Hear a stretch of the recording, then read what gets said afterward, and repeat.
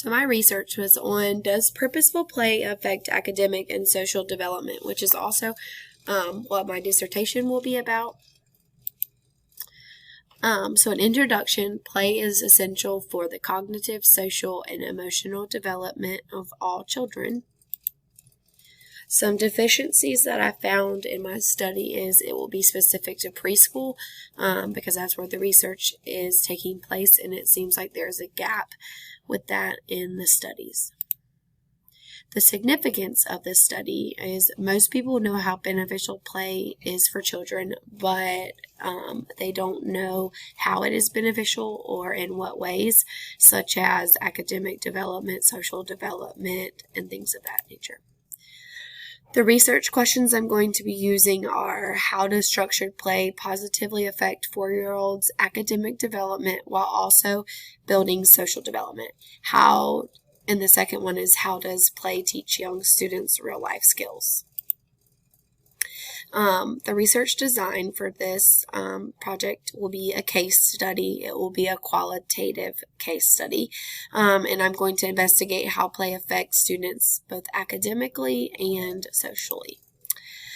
The data collection methods that will be used are interviews. The interviews will be of students, of administration, parents, and of the teacher. Observations will happen in the 4K classroom, and they will be done by the 4K teacher, which makes it a participant observer study. There will also be an assessment used to see if academic gains were made due to the purposeful play, and then at the end, an artifact review. So some potential ethical issues for this study are the young learners and anonymity. The research would be done in a 4-year-old kindergarten classroom full of students who are experiencing their first school experience. And also young students sometimes have a hard time expressing themselves both verbally and in writing, because they are still learning how to write and draw and communicate.